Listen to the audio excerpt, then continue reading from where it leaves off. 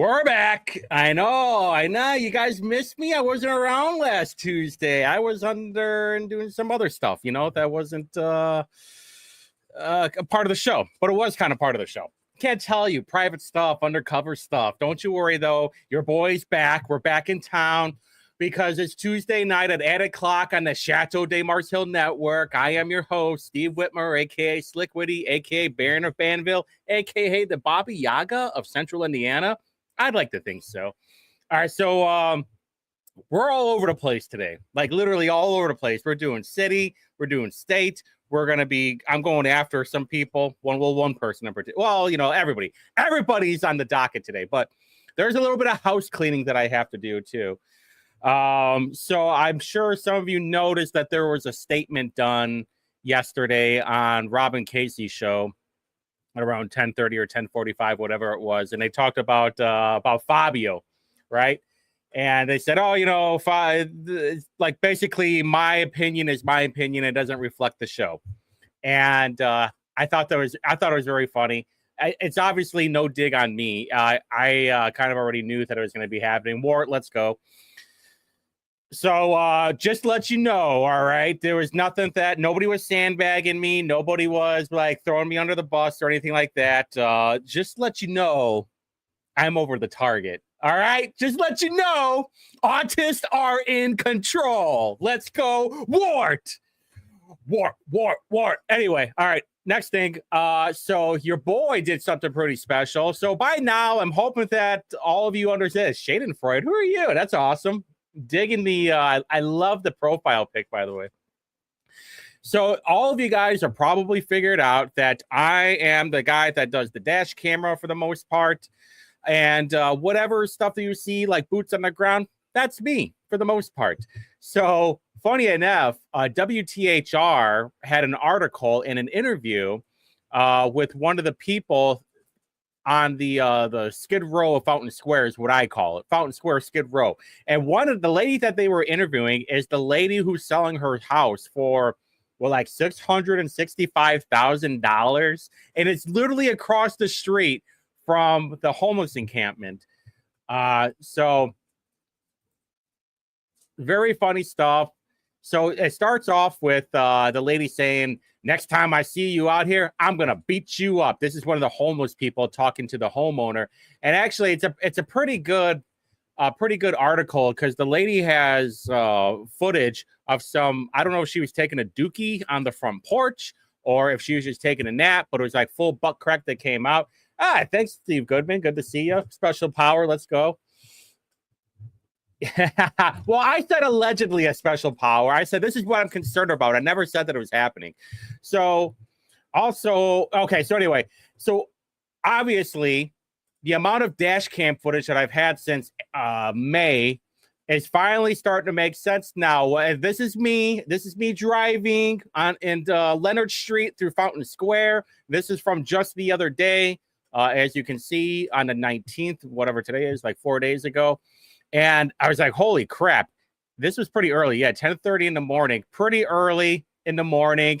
Listen, I have been around a lot of homeless people, and I kind of know their routine. Like if you get up early enough, they're in different pockets, but it's around like 9-10 o'clock, they start waking up. And I could have swore this was a drug deal happening. I thought it was for sure. I thought this guy was going to try and, take over or whatever. Yeah, I need some Mad Max music is what I need. And so anyway, then I have a whole route that I go through. I go through Fountain Square. I go through the underpass in East Washington. I go to Lugar Plaza. Lugar Plaza is way more difficult because I need to do boots on the ground for that. You can't really see so much during the dash cam. Also, Easton, Ohio, like right across the street from Wheeler Mission. I've seen so many homeless people take dookies and pee-pees on the side of BP. Absolutely disgusting. I have some pictures when I was boots on the ground the other day on Saturday night. So, hey, you know what? Your boy's got it going. Let's go. This was the very first video, by the way. I don't know if they're gonna. Yeah, this was the very first video that I did, and you can see there's not much going on over there. This was the beginning of May. You know, the footage is a little bit grainy, but it's also wet. Nowhere is near as many tents as there are now. Pretty crazy, to be honest with you. And, you know, there's are like $200,000-$300,000 homes over there. One of the homes is selling for over $500,000 house. I think it was like 665. There's another home that was like 300.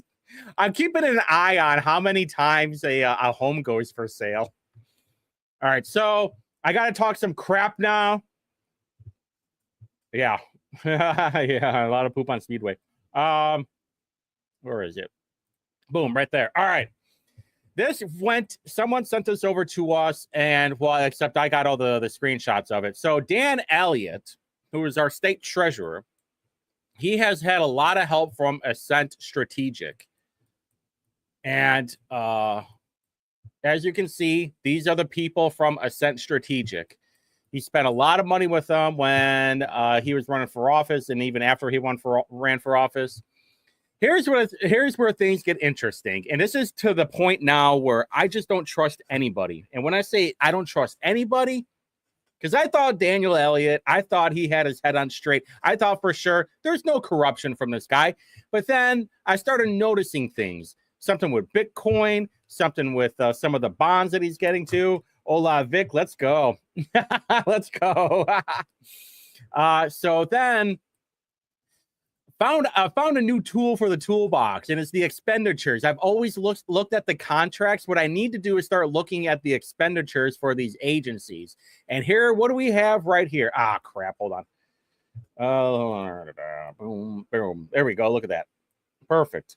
Right there. What do you see right there? Amplify Public Affairs got $42,000. It was 5 different contracts, $8,500 each one. You do the math. And who is part of Amplify Public Affairs? That's so weird. It's the same people that's on the Ascent Strategic, the same people that Dan Elliott paid to help him out. That's so weird, right? That you have people that Dan Elliott is giving money to, a strategy group, basically, and then they get $42,000 worth of expenditures, $8,500 each, and it's to the same company that have the same team as Ascent Strategies. Bad, right? Hey, this is what I'm saying. It's not just Diego that needs to question you. It's also Dan Elliott. And we don't have, this is going up tomorrow morning. It'll be the very first thing that we post. I just have to word it correctly so it'll make sense. Shannon Fred, let's go. Yeah, I mean, this is what I mean. Like, there has to, I don't know what the dates are on here. That's the only problem, too. I'm still getting very familiar with this whole expenditure through the state. It's on there. I won't go into it. I'll probably talk about it either this Saturday or next Saturday. Yeah, Shreve is probably the worst. Shreve is by far the worst of them all. All right, so something to keep an eye on, obviously. Boom. All right.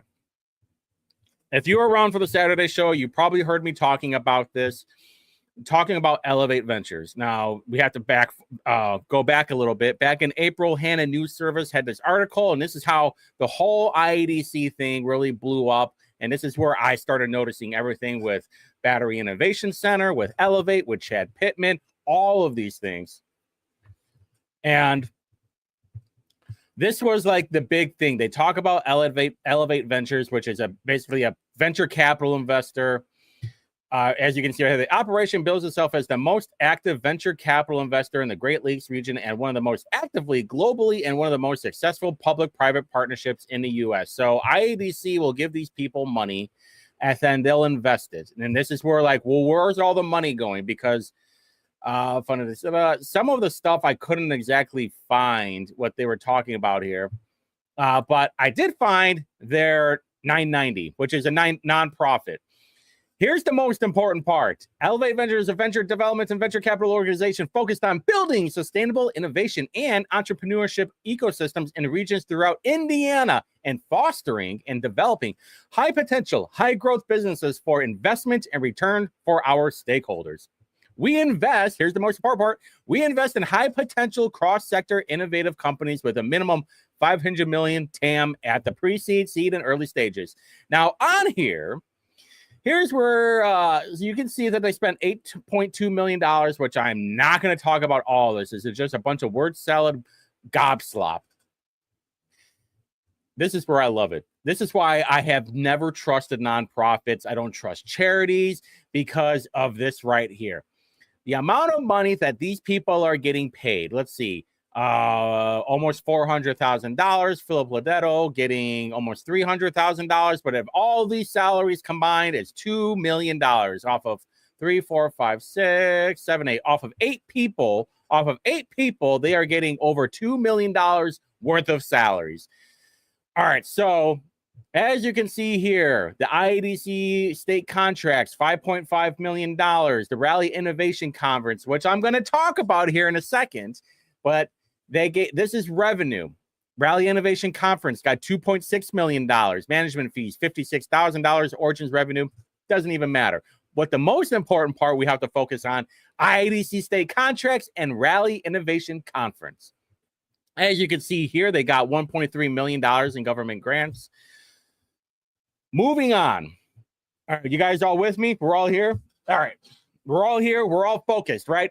Elevate Ventures, capital investment company that gets IEDC money, gets taxpayer-funded money so they can invest it into parts of for things of Indiana so they can return, make the money back, like everything else. If you're going to invest in something, you're expecting a return. But whose money are they investing? Our money. And are we getting the money in return? Who knows? That's the question. And I'm going to show you there's a lot of red flags on this whole thing. Because if you are a capital venture firm and you're saying you're investing in companies, then why are you putting it towards colleges? This is what's interesting. And this is what I don't understand. And maybe one of you guys out there in YouTube land or whatever, well, that's sketchy. Restricted. All right. So where is it? It's all the way at the bottom. It'll show grants. Because if you're expecting to invest in something, right, and you're going to be getting a return on it. So this is just from 2023, by the way. And I want to show a couple of red flags. Is this it? Boom. Yeah, that's it. Yeah. All right. So Air Buant. Nope. I don't think I found anything, right? So I took all of these and I went through the IEDC transparency portal and I wanted to see if any of these people were double dipping. Maybe not on the same timeline or the same date, but they definitely got IEDC contracts. Here's a probably the biggest red flag for me. ATOs right here. Now, all of you guys have to understand, I have gone through so many contracts, looked at so many documents that when I see a name or an address or a city, I'm just like, oh, I know that one. That sounds very familiar, especially when you're watching it live on Saturday. You're really seeing the hamster go on the reel so fast. ATO's right here, 7970 South Energy Drive in Newberry, Indiana. And I thought to myself, well, I know somewhere in Newberry, Indiana, and where is 7970 South Energy Drive right there? What is that right there? Oh, it's the Battery Innovation Center. Oh, wait a minute. Battery Innovation Center. We've talked about them so many times. We've talked about how they get a bunch of, where is it? I know you're on here. Okay, what? I didn't look them up because we're just doing that part. Battery Innovation Center, owned by Chad Pittman, combined with Energy Systems Network. Wait a minute. Why are you getting a grant for here when Battery Innovation or Energy System Network was basically CICP birthed this thing. And back in 2022, Battery Innovation Center, which is run right there, you can see right there, that's run by Chad Pittman, David Roberts, and Paul Mitchell. They all combined in 2022 with Energy Systems Network. I've talked about this a million times. Yeah, exactly. Good call, Lisa. Okay, yeah, so you're the outlier, by the way. But you guys don't understand when I say I don't trust nonprofits. And obviously I know you, so and I know that there's no red flags with you, but overall, I do not trust nonprofits. I do not trust charities. If you're just trying to go around the tax system, that's fine. Just admit it. That's all I care about. Okay, but here's the funny part. ATOs, you put that in InBiz, it turns into Ocella. Still the same address and everything. And we have Rajan Kumar and Tia Charlotte Reed. I think this one is a lady of the night, perhaps. Not 100% convinced yet, but it changes over. You punch that into the IEDC transparency portal. You get Ochala doing business as at ATOs. Wait a minute. What was the name of that again? ATOs? Interesting. So you changed names, and then you almost got away with it. But guess what? The TISM starts firing off on me at 2:00 in the morning on a Wednesday night, and I say, something's up here. And I look up Ochala on IEDC transparency portal, and I find it right there. Executed edge tax credit. I don't know what it does exactly. I didn't go that far because, listen, when you're getting fired up by the rage and the monsters and the whatever else is going to my body, maybe some booger sugar, maybe some disco dust, you gotta stay focused. That's what the deal is. All right, so let's keep going though. Monon Bioventures, IEDC contract. Neurodon. Why does it do that? All right, hold on. I got an idea. Hold on. Boom, boom, boom. There we go. Let's go. Neurodon, IEDC contract. Taco Bracha Incorporated, IEDC contract. My point is, a lot of these places got IEDC contracts. This is what I don't understand, though. Why if you are a venture capitalist firm, you're supposed to be doing what? You're doing seed money for right there, pre-seed, seed, and early stages, just like Dad did. Why are you investing money into? Why are you putting it in colleges? This is supposed to be where you're getting investment off of it. This is where I'm confused. Maybe someone can help me out with that one. Okay, because it's not just Ivy Tech. It's also the Indiana Restaurant and Lodging Association. What? Purdue Research Foundation. Wait a minute. Isn't there a certain person who's the president of the Purdue Research Foundation? Oh, that's right. It's Chad Pittman, the same guy that's part of Energy Systems Network, the same guy that's part of Battery Innovation Center. Oh, boy, that's so crazy. Same thing with the trustees of Indiana University. This one really blew my mind. The trustees of Indiana University got a bunch of IEDC contracts. Now, there is a thing on here about the IUPUI prototype, so maybe that's it. But, that's fine if you want to invest in some technology, but this is supposed to get a return on investment. This is where I'm saying I think something's going on where you're double dipping, where you're getting IEDC contracts, and then Elevate Ventures is getting money from IEDC and then reinvesting into whatever else. Don't you worry, though. There's more. Let's see. University of Notre Dame, Indiana University Research, 912 Institute. Wait a minute. 912 Institute? That's a weird one. Who owns 912 Institute as well? Let's see. 912. Oh, boy. That's so crazy. Hold on. Where's Institute? I don't want to make sure I get 912 Institute right there. Chad Pittman. Oh my God. Again with Chad Pittman. Double dipping. And everybody knows you don't double dip the chip, but he's triple dipping. It's so annoying. Again, University Notre Dame. But look at how much. This is what's really funny. Look how much money 912 Institute got compared to all these other people. Like, they got the most money off of Elevate, which was $273,000, the IVP grant, whatever that is. But same thing, University of Notre Dame. Now, what I'd love to know, that's not what their job is, though, Brad. Their job is to what? Their job is to invest into companies or into pre-seed, and then they're supposed to get a return on investment. Otherwise, what are we doing here? Otherwise, they can get grants some other way. Now, am I saying that something's going on?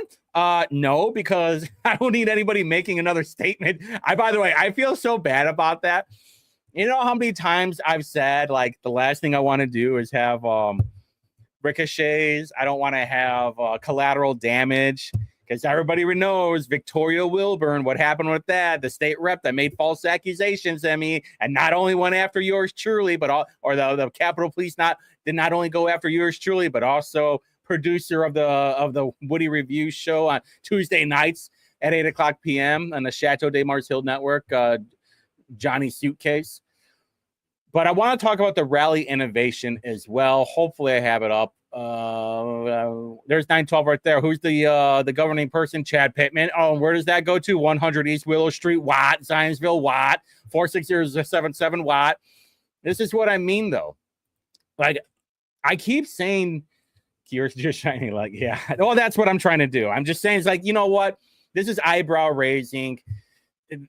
Is any like illegal shenanigans going on? No idea. But one would think like something is going on because we are ruled by psychopaths that have no moral compass, and they're just thinking to themselves, how can I goon harder? How can I get more money for the gooning? We're going to goon so hard that we're going to have Elevate Ventures and give us some more money. All right, so is this rally? Yeah, this is rally innovation. Okay, so one of the other revenue sources was from rally innovation. You know, I should make a merch thing, and I'm going to have Goon So Hard, and I'm going to have Wart t-shirts, and I'm going to have Indie Reporter t-shirts. Maybe like we're going to Goon So Hard for Indie Reporter. Okay, so here it is right here. Part of the revenue is from what? Rally Innovation Conference. Now, what is that? Well, right there, boys and girls. Rally Innovation, they got $1 million back in 2024. They got $1.5 million in 2023. Yeah. So what do they do? This is like the biggest, pettiest stuff that I've really ever seen. I want to expand. I want to expand, but it won't let me expand. That's fine. Yeah, they are paying themselves. How to get more money for the gooning? Where does the line for gooning start? And how do I get my money for the goon? Does the goon line start here? All right, so Indiana Innovation Showcase, Rally Innovation to the World, a new annual event with the goal of ultimately rival SXSW here in Indiana. The plan includes showcase cross-sector innovation, drive talent retention and acquisition, capture more investor interest, encourage new company starts and expansion in Indiana, bring together statewide disparate stakeholders, forge cross-sector connections between companies, universities, entrepreneurs, and investors locally, regionally, nationally, and globally with futures, including major keynotes, content sessions. Basically, it's a giant pitch meeting is what it is. But why you need $1 million? Well, let's look at Exhibit A. And how many times have I said, if you're looking at these IEDC contracts, you're going to want to scroll all the way down because you want to look at Exhibit A right here. And you want to know exactly what they're spending their money on. Because what is it? Venue, event producer, catering, content, marketing, $1 million for all of that. And the rally operations total not to exceed $500,000 due as soon as practical following. I don't know, but these have to be the most expensive Jimmy John sandwiches I've ever seen. That's all I'm saying. It's got to be the most expensive Instagram poster ever. I mean, like Diplo style. But it could be worse. It could be 1.5. Well, actually, wait a minute. $1.75 million that we spent in 2023. Same thing. And basically, they're just whipping it out and saying, hey, we want to compete with this SXSW. And here it is from 2023. The admission back then was $199 to $700, which is bananas. But if you go back onto the rally, this is where things get a little bit more interesting, because then we start looking at the sponsors. And how many times have I pointed out about the sponsors of this is plays into some of the shenanigans that they're doing. Hold on, there's something else I want to get to first. Do I have it? Do I have it? Oh yeah, there it is. Okay. So I really want to go to it. I'm like unironically, not joking around. I'd love to go to it. Only there as a media person because I want to see what they are doing. However, I am not spending $450 before August 31st or $500. I know. Well, I know, Brad. Listen, it gets even more interesting. Okay, it gets even more interesting. All right, so you're paying $450 or $500 for a ticket. So I imagine that's where they're getting the revenue from. But why would taxpayer fund people? Why would we have to fund any of this if that's what they're getting off of it? Unless Unless they're just like the NFLPA, where they're just going to strip clubs and they're renting cars and stuff. But here are the hosts: Elevate Ventures, InnoPower, Prolific. The studio sponsors: Agrinovus, Indiana. Agrinovus, Indiana is actually part of CICP. Hoping, boom, bam, biggity, boom, right there. We are nonprofit. Oh, they actually have their own nonprofit too. Great. I'm going to be up all night now, because now I have to look at that nonprofit.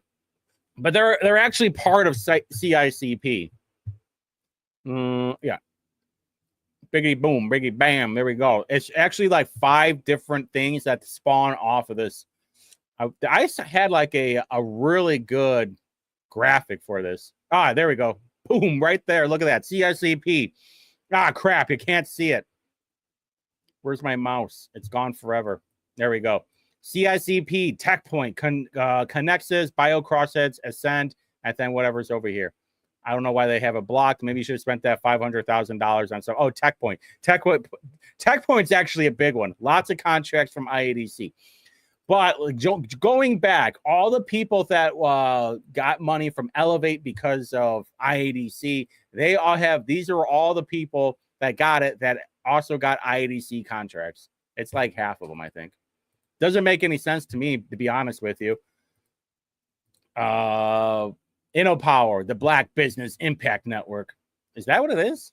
I like briefly scrolled through this. Oh yeah, that's what it is. Okay. So is that what it is? Is that what we're about? Is that what we're about, son? Yeah, that's what it is. Okay, that's wonderful. So they're InnoPower, that's one of the hosts. And then you have Fox Business, you have Innovate Map, the gold sponsors, RJE, Indie Partnership, Morgan Stanley, Glassport, all these people, Fager Drinker, Old National Bank. Again, I don't understand what this Access Fund Spowers means, but they're also part of the silver sponsor. Who knows? In Taft. The usual douchebags, as in Fager and Taft. I'm surprised like Dennis Bingham wasn't part of it.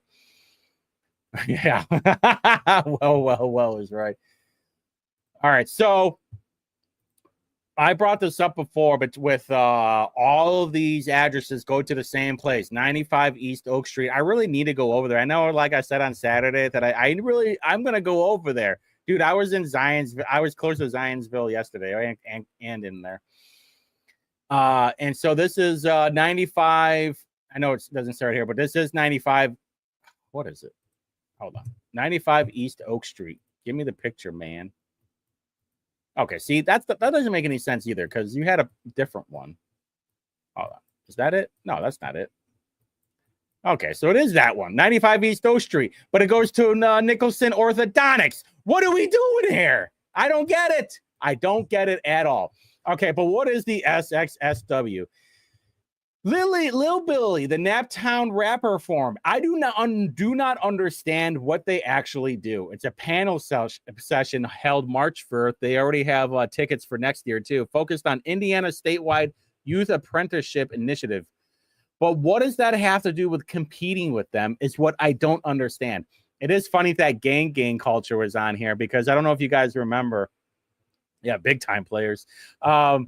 It is funny because gang culture actually was the product of CICP, and it was like some black culture thing, basically. That's all.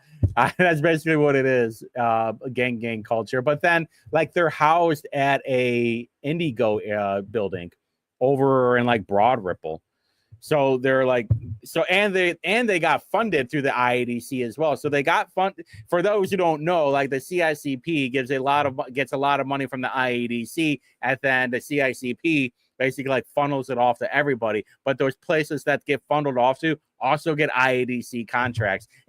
I mean, I've said this a million times, and Rob said it a million times. Like, the IEDC is nothing but like the biggest money laundering org ever. And the fact that Braun's never going to kill it, by the way.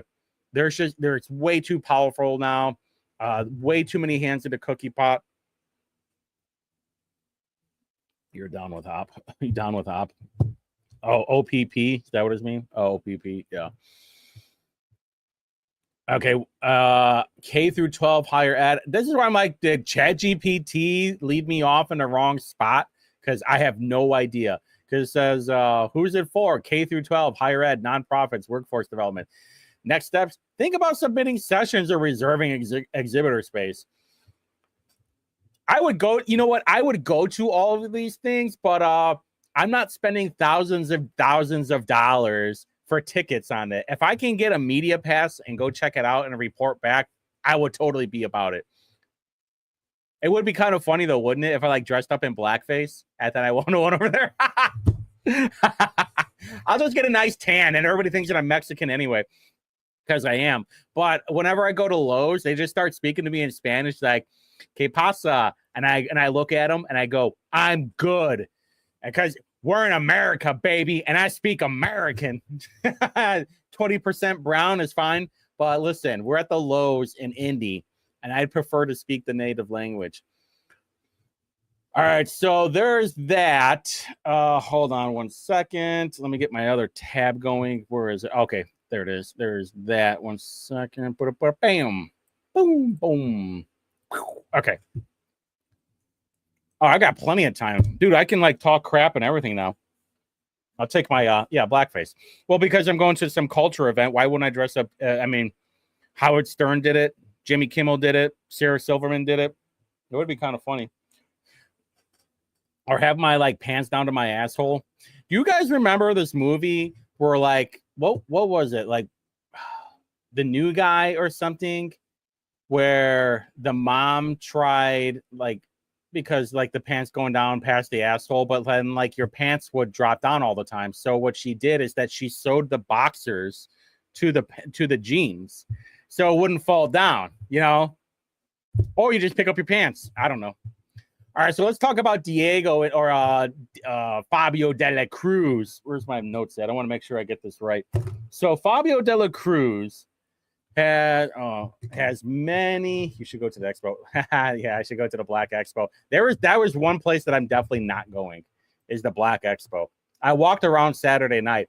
Man, I saw this bum tweaking out over near Easton, Ohio, but you're going like west on, I think it was west on Ohio. Saw one black dude, had his shirt off, started screaming out in the middle of the street and pacing back and forth. I thought that he was going to attack these two girls. And obviously I'm carrying, like I have my gun with me. And I was like, boy, this is it, huh? This will be the time. Nothing happened, fortunately. I get to the next block. There's a white dude doing the same thing, but he's doing it in the middle of the street. He leveled up. He like took his shirt off and then he just started dancing in the middle of the street during traffic, when there's traffic going on. Like, what are we doing here? It wasn't even that late. It was like 11:30 at night. I think I left at like midnight. That was probably like 11 at that time. I mean, it was so much walking. My thighs were burning. Not really burning, but they were tired. I'm glad that I wore the right shoes this time too. All right, here we go. All right, so this is what I posted. By now, all you guys should know that I run the Facebook for Indie Reporter. Crap. What the crap? All right, there we go. Bam, biggity bam, right there.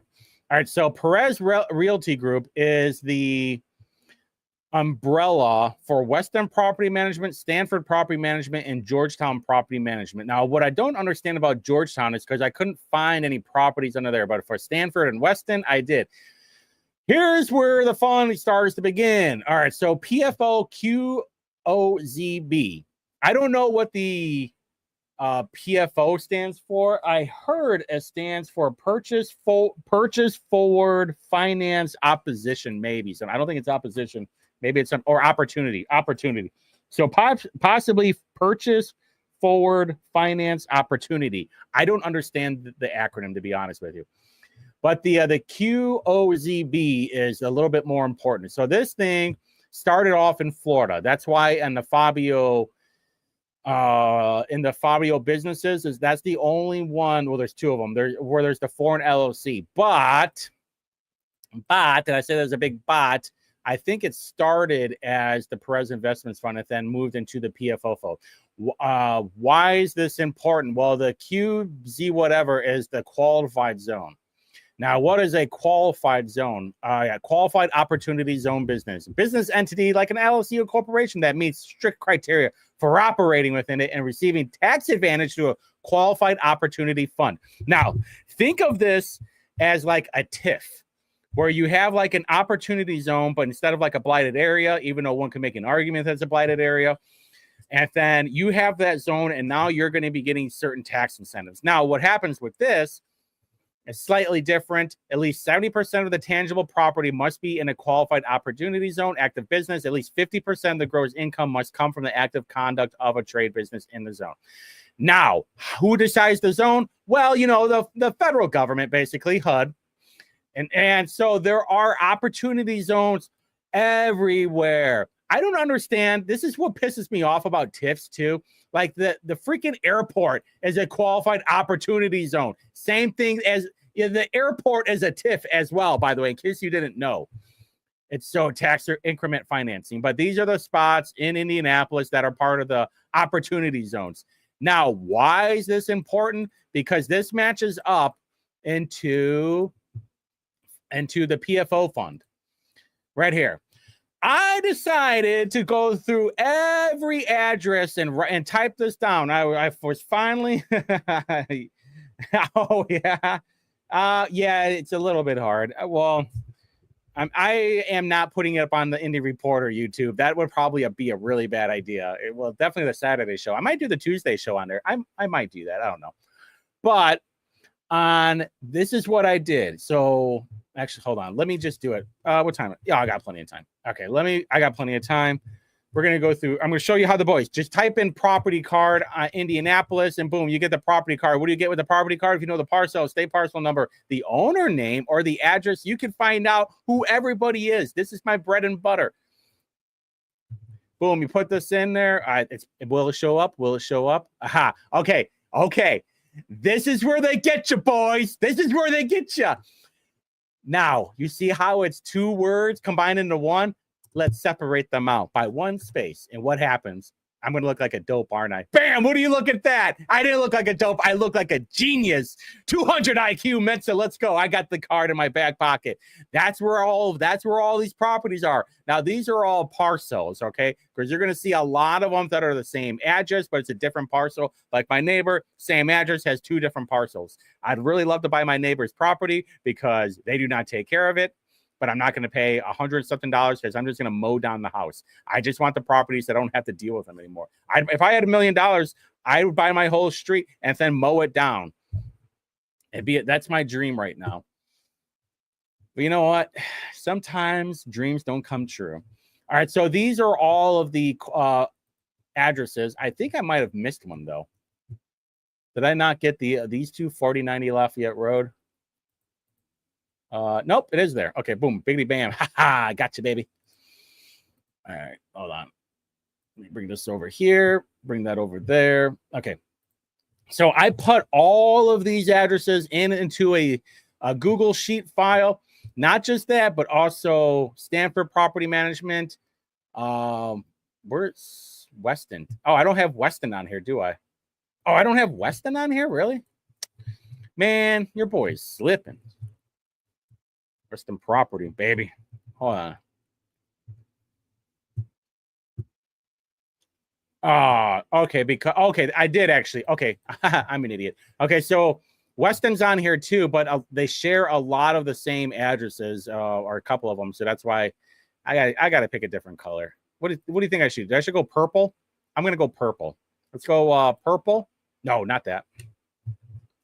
No, let's go purple. Yeah, there we go. Okay, boom, there we go. This is how I'm gonna do it right here. No, that's a bad purple. Let's do this purple. Even better. There we go. That's the purple we're going with. See, I wanted to choose gray because it's a neutral color and it's my favorite color, but I realized that I goofed up in real time. So, all right. So anyway, these are all the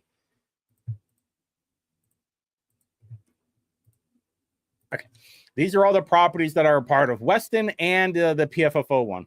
Mankini purple. So true. Now, so then I took it an extra step and I plotted all of them.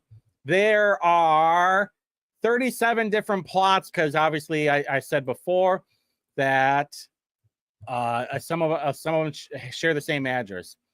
Now, if you look at the qualified zone, and I won't bore you with that part, but they're in it. All right, there are like I think there's one or two of them, yeah, that I'm not 100%. Oh yeah, there's these four right here, because 38th Street is the line. It's supposed to be everything north of 38th Street from the qualified zone, but if you look, yeah, it's not north of 38th Street, unless what is that? Georgetown Road. No, because there's Georgetown Road. It's over there. Okay, so yeah, these four are not in the qualified zone, but yet they're in that property. Are they a part of Weston? Maybe they're part of Weston. Maybe that's why. Should be 38th Street. No. That's all right. That's all right. We're moving on. All right, so those are all commercial buildings for the most part. Then I decided to look at under Perez Investments Fund, because the story goes with Fabio from Indianapolis Monthly and IBJ is that he came from Argentina back in 2001. He had some kind of tech job, and then the Great Recession or the Great Depression happened over there. And hey, I say, we're not doing the 5,000 followers Mankini challenge, that's for sure. But maybe something a little Borat, maybe. So he came from Argentina back in 2001. He had some tech job, but then he's like, oh, you know what? I'm going to come to the U.S. and have a tech job. Spoiler alert, you have to know English for the most part to have a tech job. So he worked at some Don Pablo's as a busser, and then he ended up working at a mortgage company. And from what it looked like after that, he was buying up properties and selling properties. And I think I'm not 100% sure, but it looked like he was buying up properties so he can rent them out, because in the article it does talk about how he has rental properties. And I have not had a chance to plot all these. I only got through about 6 of them, but these are the 6 of them that are these are all residential, and not just residential. Some of them are just land. So I'm not exactly sure. Biggity bam. And then there was one that was under his name of Fabricio Perez, because the other question too was, well, which one is his name? Is it Fabio de la Cruz, or is it Fabricio Perez? Is it Fabrizio Perez, or is it from that Indo-American Twitter page? And so from what I understand is that it's actually Fabricio Perez. And so when I look it up on the property card, there is only one for, oh, wait a minute, not Fabricio, right there. And it's part of Stanford Property Management. You remember Stanford Property Management? If I had it, boom, right there, Stanford Property Management. Dennison, you talking about for an address? Oh, you talking about parking or boom? Oh, there was no Dennison. So, but under here you can see Fabricio Perez. I don't know if it's the run. Oh, I'm not sure.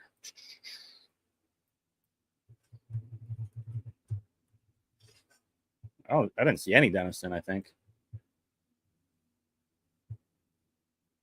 I don't know. I didn't see it on there. But here's where something else gets a little bit weird too.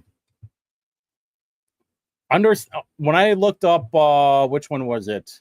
Stanford Property Management. There were 3 different properties, but 2 of them were tied with somebody else.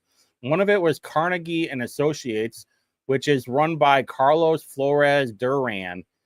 When I type in Carlos Flores Duran in InBiz, it shows up these different properties: Ebenezer Investments, Carnegie and Associates, Dartmoor, Ebenezer Remodeling Services, El Jorque, Peach Blossom. 7526 Peach Blossom. Where is that? 7526 Peach Blossom Place. Where is it? Let's do Google Maps, boys. We got plenty of time.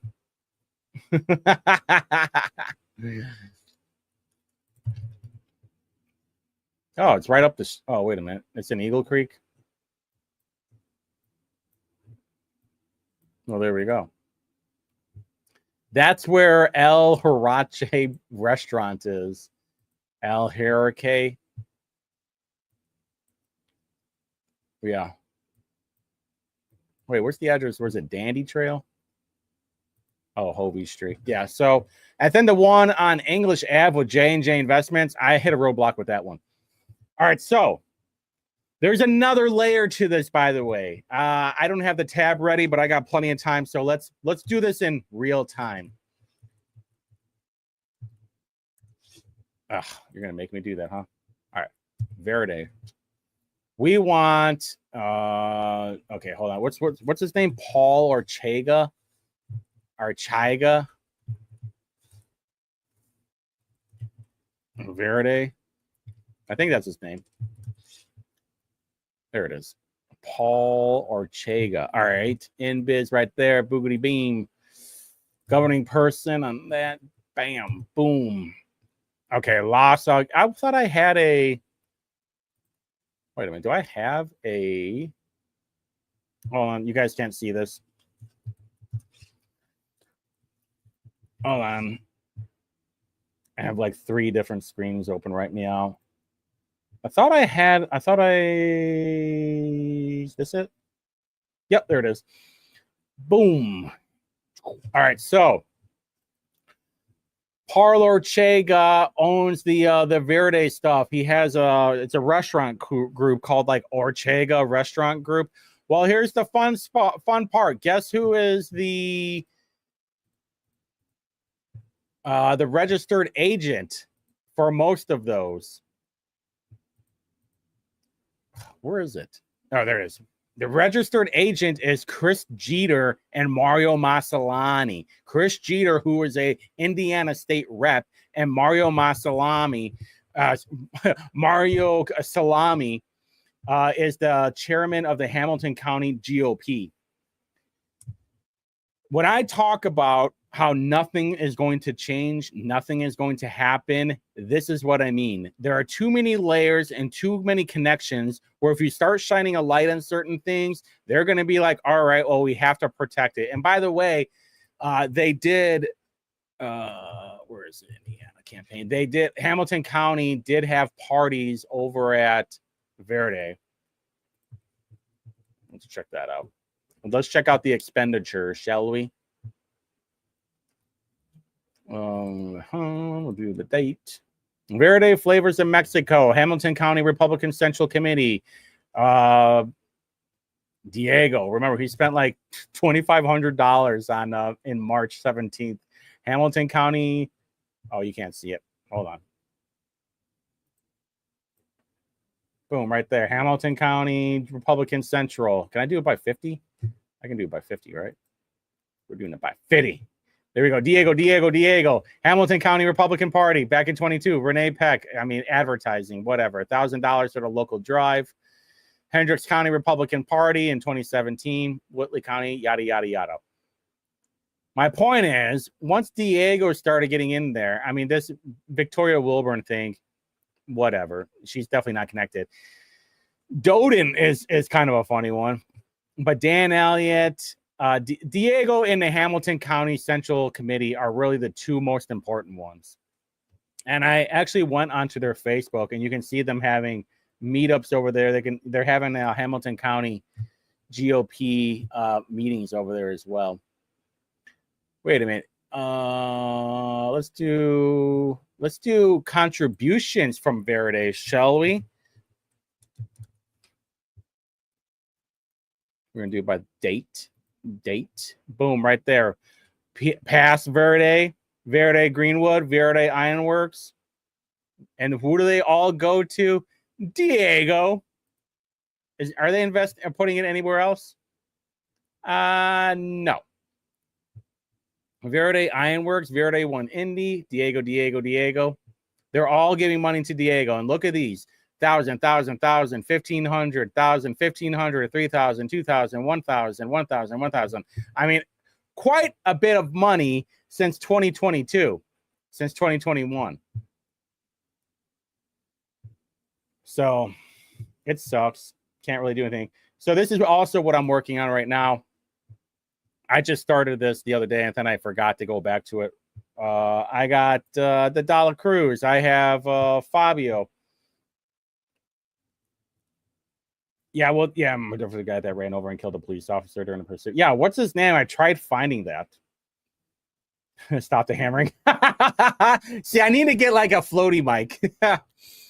So you got Fabio Dela Cruz, the AK Fabricio Perez, Raju, Sidonia Nicole, and Diego. They all went to India. What's the connection between Raju and Fabio? So Raju is part of this nonprofit called the International Marketplace, and it has to do with what they're trying to do over in Lafayette Square Mall.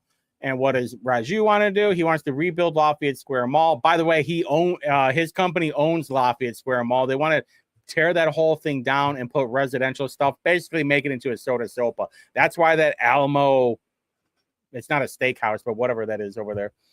And then many are residential. Yeah.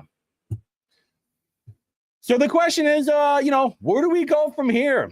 And that's what I've been trying to figure out. We're almost, okay, yeah, we only got like a minute left. So be ready, producer John. So the question is, where do we go from here?